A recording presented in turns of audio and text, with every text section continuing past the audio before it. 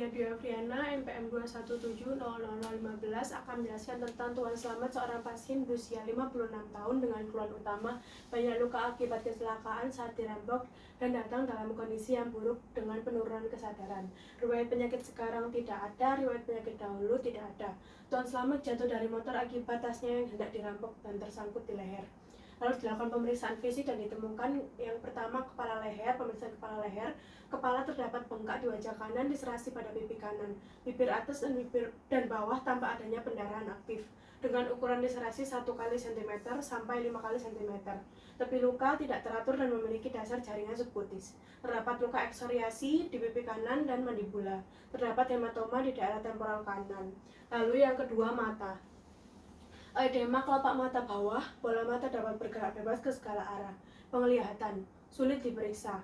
Pupil bulat dan responsif terhadap cahaya. Yang ketiga, tidak ada deformitas pada tulang hidung. Ada beberapa gumpalan darah di dalam lubang hidung.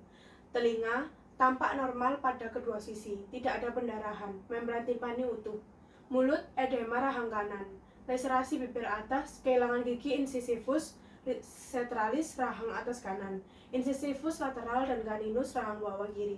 Tanpa adanya pendarahan aktif, terdapat derkontinuitas tulang dan muklosi pada penutupan rahang. Lalu selanjutnya pemeriksaan leher dalam batas normal, dada dalam batas normal, abdomen dalam batas normal. Lalu yang selanjutnya ekstremitas. Di daerah bahu kanan Anda bisa melihat adanya pembengkakan dan deformitas, hilangnya kontur deltoid lengan dengan keadaan adduksi dan rotasi internal. Tidak ada luka pada palpasi, nyeri tekan positif, kapitasi negatif, spasme otot positif, pulpasi distal, arteri radial dan uraris normal. Begitu juga sensibilitas pada bagian distal, rentang gerak aktif dan pasif, range of motion atau ROM. Semuanya sangat terbatas karena adanya nyeri dan deformitas pada bahu.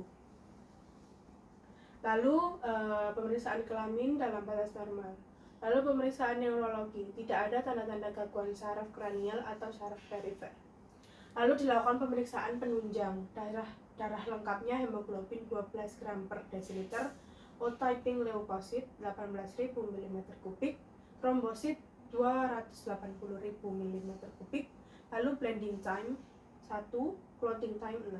Foto skull water cervical didapatkan fraktur zygomaticomaxillary di kanan, fraktur mandibula parasipisial kiri, dan fraktur temporal linear kanan. Foto sekunder dextra didapatkan pembengkakan jaringan lunak. Dislokasi anterior caput humerus dari fossa glacinolis. Tidak ada diskontinuitas tulang. Hasil CT scan epidural hematoma pada daerah temporal kanan. Lalu didiagnosis fraktur zygomaticomaxillary kanan, fraktur mandibula parasipasial kiri, dan fraktur temporal linear kanan. Dislokasi epidural. Lalu penata laksanaan dan terapinya.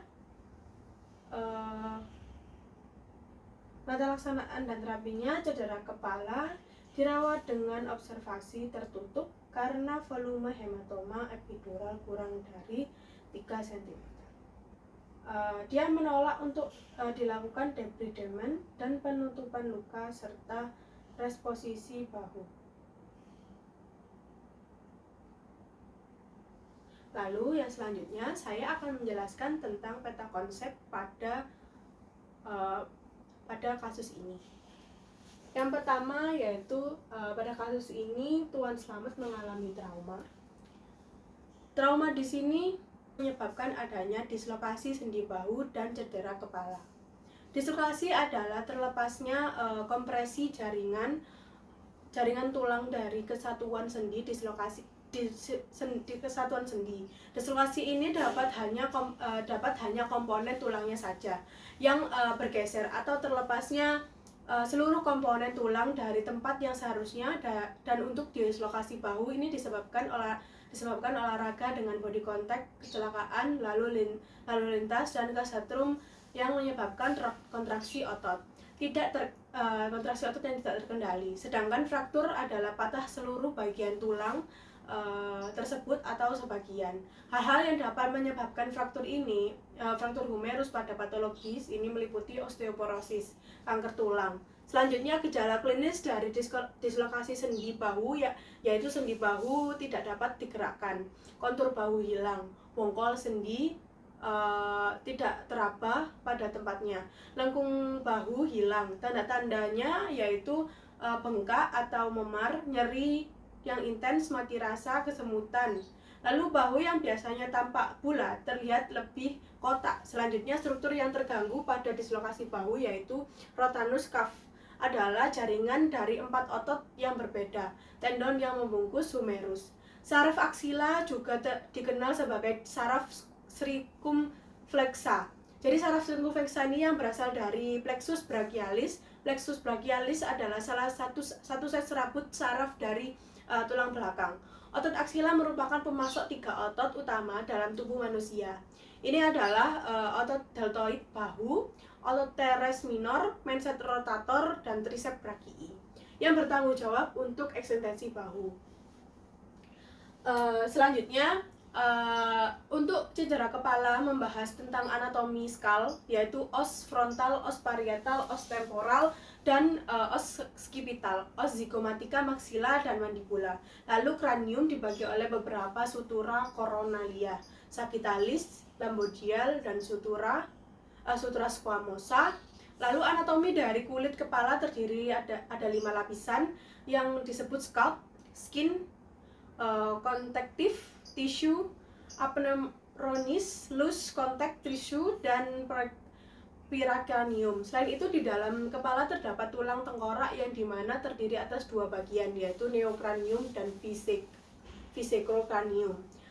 Neocranium ini bagian kranium yang berisi otak dan organ sensoris, sedangkan versicolocranium ini terdiri dari tulang yang membentuk wajah.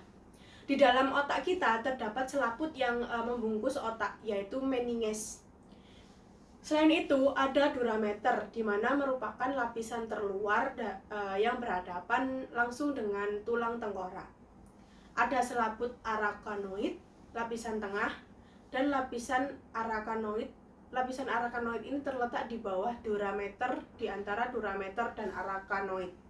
Ada ruangan yang disebut subdural space dan piameter, lapisan sebelah dalam. Di antara lapisan arachnoid dan piameter terdapat ruangan yang disebut dengan suprachnoid space. Pada kasus ini yang terjadi yaitu fraktur tengkorak dengan photoskull waters cervical, didapatkan fraktur zygomatico-maxilla kanan, fraktur mandibula parasipasial kiri, dan fraktur temporal linier kanan. Lesi intrakranial yaitu ada pendarahan epidural dan subdural. Selanjutnya mekanisme cedera kepala dapat berlangsung peristiwa Cope dan counter Cope. Lesi Cope merupakan lesi yang diakibatkan adanya benturan pada tulang tengkorak dan daerah sekitarnya. Lesi counter Cope ini merupakan lesi di daerah yang letaknya berlawanan dengan lokasi benturan. Derajat GCS dari cedera kepala pada kasus ini 13, yang artinya cedera kepala sedang GCS sendiri ada 3, yaitu respon membuka mata, respon motorik, dan respon verbal. Selain anatomi tengkorak dan kepala, terdapat anatomi mulut. Di dalam rongga mulut terdapat jaringan keras dan jaringan lunak jarak keras, contohnya palatum dasar, mulut gigi, sedangkan jaringan lunak contohnya bibir, mukosa pipi, mukosa gigiva, dan lidah. Pada kasus ini terdapat infeksi pada mulut yaitu edema rahang kanan, liserasi bibir atas, kehilangan gigi incisifus sentral, rahang atas kanan, dan masisifus lateral, dan carninus, rahang bawah kiri. Cedera kepala dapat terbagi menjadi 2, yaitu cedera ringan dan cedera berat. Cedera kepala ringan memiliki ciri-ciri berupa terdapat benjolan atau pembengkakan di area kepala, pusing dan rasa sakit kepala, lalu mengalami kebingungan, mual, dan lain sebagainya. Sedangkan cedera kepala berat itu memiliki ciri-ciri seperti terasa penurunan tingkat kesadaran, lalu mual dan muntah hebat. Lalu memori jangka pendek yang telah bermasalah sehingga sulit mengingat terlebih dari peristiwa yang sifatnya baru saja. Cedera ini sudah mengalami keparahan dapat menyebabkan fraktur depres atau impresi, epidural hematoma, fraktur depreset, fraktur linear diastatis fraktur, dan penata laksanaan dari cedera kepala yaitu primary survey. Ada yang pertama yaitu A. Airway dengan kontrol cervical, B. Breathing. Setelah mengamankan airway, maka selanjutnya kita harus menjamin ventilasi yang baik. Yang ketiga C. Circulation. Ketika mengevaluasi sirkulasi, maka yang harus diperhatikan di sini adalah volume darah, pendarahan dan kardiak output. Lalu D. Disability, yang dinilai adalah nilai kesadaran dengan A. Arlet, V. Vokal, P. Pain, U. Unresponsive. Ukuran dari reaksi pupil, tanda-tanda laserasi, dan tingkat cedera, spinal egg exposure.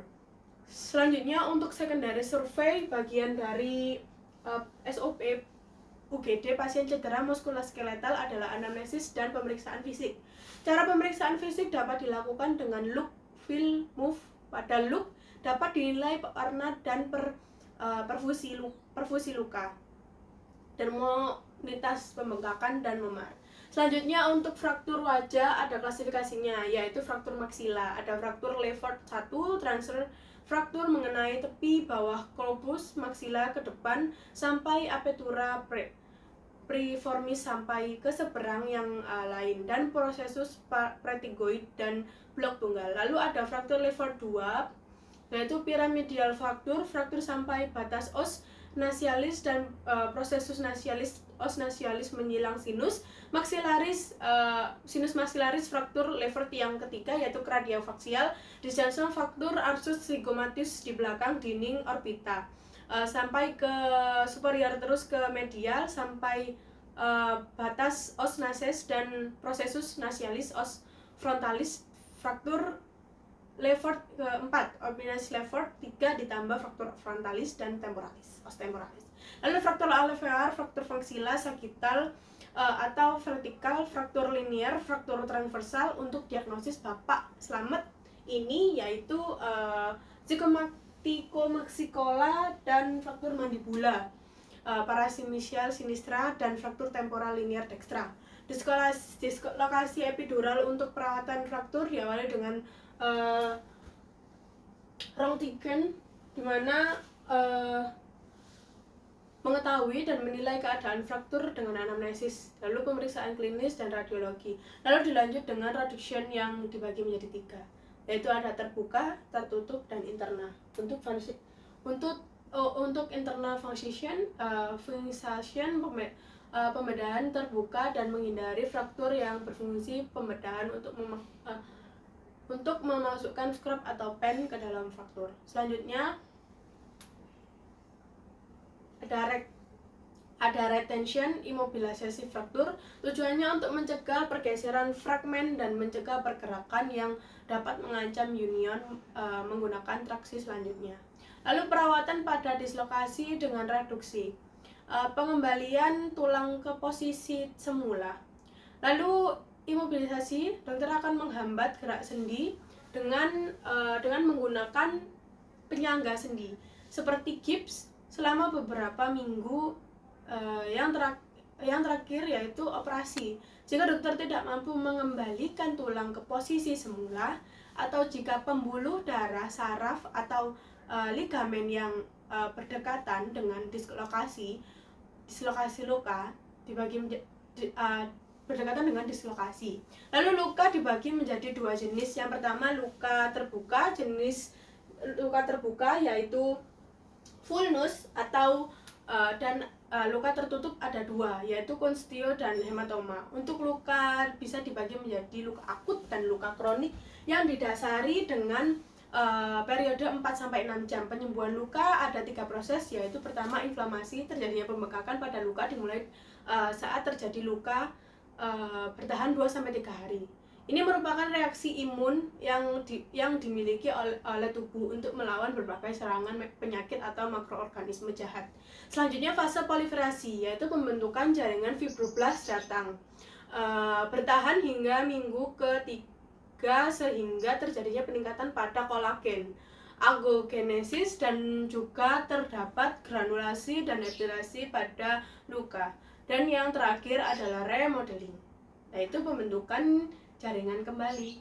Penurunan vaskularitas dan kekuatan luka meningkat sejalan dengan reorganisasi kolagen, dan juga terdapat sistokin yang berfungsi membantu dan mempererat perbaikan sel yang rusak akibat kecelakaan dan yang lain-lain. Lalu sistokin memodulasi keseimbangan antara respon imun humoral dan respon imun seluler. Dan sitokin ini mengatur pematangan. Lalu pertumbuhan, dan jika luka ini tidak sembuh dengan normal akan menyebabkan scars atau keloid, yaitu yang contoh dari abnormal. Diindikasi maka dilakukan wound management. Wound management yang pertama dilakukan dilakukan dengan pembersihan dengan normal salin dengan tekanan 3-5 liter hingga bersih. Jika terdapat nekrosis pada tepi luka maka bisa dilakukan nekrotomi hingga bersih. Lalu dilakukan pemberian alkohol dan betadin. Ini jika luka berukuran kecil. Semisal luka ini berukuran besar dan terdapat korpus alineum yang banyak maka dilakukan wound toilet dan debridement. Jika sudah maka dilakukan penutupan luka. Penutupan luka ini dibagi menjadi 3. Yang pertama primary, yang kedua secondary, dan tertiary.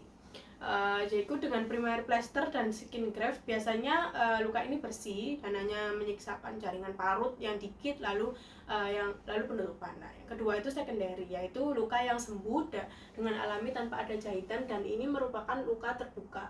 Lalu terkadang kotor, terbentuknya jaringan granulasi dan reepiteliasi. Yang terakhir yaitu tersier, yaitu penyembuhan premier yang tertunda karena pengulangan debridement. Selanjutnya dokter forensik mempunyai peranan yang sangat penting dalam membantu aparat penegak hukum untuk mengungkap suatu tindakan pidana yang terjadi di dalam kasus ini dalam rangka pembuktian untuk kesalahan seseorang. Hal ini didasarkan karena tidak semua ilmu pengetahuan dikuasai oleh hakim. Dalam hal ini, seorang dokter mampu dan dapat membantu mengungkapkan misteri atas keadaan yang sudah terjadi pada berupa tubuh atau bagian tubuh manusia. Berita acara, pemeriksaan, termasuk dalam isi berkas perkara. Pemeriksaan dilakukan oleh penyidik atau penyidik pembantu terhadap saksi, ahli, dan tersangka. BAP tersebut dibacakan oleh penyidik atau dibacakan sendiri oleh saksi untuk memastikan apa yang terdapat dalam BAP adalah memang apa yang dikatakan oleh saksi. Lalu BAP ditandatangani oleh penyidik dan saksi sebagai tanda persetujuan atas isi berita acara tersebut. Lalu saya akan menjelaskan tentang PHP pada kasus ini. PHP pada kasus ini yang pertama yaitu beneficent. Jadi dokter memberikan perawatan terbaik untuk pasien. Lalu yang kedua non-maleficent. Pasien dalam kondisi yang tidak sadar dan dokter berusaha untuk mencegah pasien jatuh dalam kondisi yang lebih buruk sehingga dilakukan tindakan untuk menyelamatkan pasien atau do no harm. Yang selanjutnya, dokter UGD melaporkan kondisi pasien kepada dokter bedah untuk tindakan lebih lanjut. Lalu yang selanjutnya ini adalah prinsip paternalism dilakukan oleh dokter yang tahu yang terbaik untuk pasien berdasarkan SOP atau standar operasional rumah sakit untuk melakukan tindakan. Lalu yang selanjutnya anatomi. Nah, anatomi ini pasien dalam kondisi tidak sadar, otomatis anatomi pasien ini hilang. Jadi tindakan yang dilakukan untuk mencegah pemburukan yaitu polisi yang menghantar diberitahu tentang tindakan yang akan dilakukan untuk pasien. dan juga dan akan dilakukan dan juga meminta tanda tangan pada lembar informed consent. Lalu bila keluarga bisa dihubungi, maka informed consent ini diberikan kepada keluarga. Lalu yang terakhir, justice di sini membedakan pasien terbukti tindakan tindakan tetap dilakukan walaupun tanpa adanya keluarga. Lalu pasien mendapatkan haknya atas pelayanan kesehatan. Dokter akan melakukan hal yang sama pada setiap pasien dan tidak membeda-bedakan sesuai dengan SOP rumah sakit.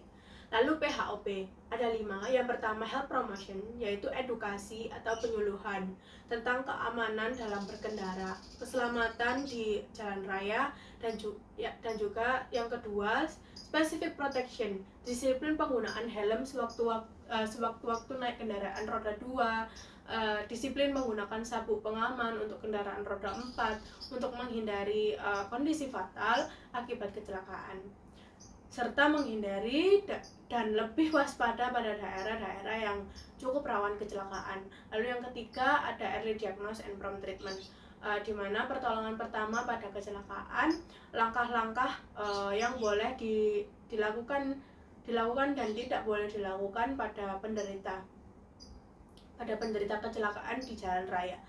Penderita kecelakaan harus segera dibawa ke rumah sakit.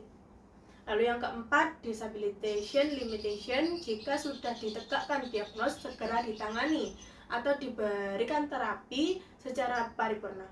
Lalu yang kelima, rehabilitation. Rehabilitation ini rehabilitasi medik bertujuan untuk mengoptimalkan pengembalian kemampuan fungsi dan aktivitas kehidupan sehari-hari, serta meningkatkan kualitas hidup pasien dengan cara yang aman dan efektif sesuai dengan kemampuan fungsional yang ada, dan meningkatkan kualitas hidup dengan memperbaiki kemampuan aktivitas fungsional, memelihara dan atau meningkatkan fungsi sosial spiritual. Mungkin perlu dikonsultasikan ke bagian rehabilitasi medik untuk mengembalikan fungsi-fungsi yang terganggu akibat trauma kepala seperti bicara, mengunyah, makan, minum, dan lain-lain. Lalu CRP-nya di sini, fraktur humerus biasanya disebabkan oleh trauma pada pukulan keras atau cedera pada lengan Anda, dapat menyebabkan fraktur humerus. Mekanisme trauma berpengaruh terhadap tipe fraktur humerus yang terjadi. Jadi fraktur humerus juga bisa merupakan fraktur patologis yang terjadi sebagai akibat dari kondisi kesehatan yang menyebabkan tulang keropos. Hal-hal yang dapat menyebabkan fraktur humerus patologis itu meliputi osteoporosis, kanker tulang, kista atau tumor tulang, dan infeksi tulang. Sekian dari saya. Wassalamualaikum warahmatullahi wabarakatuh.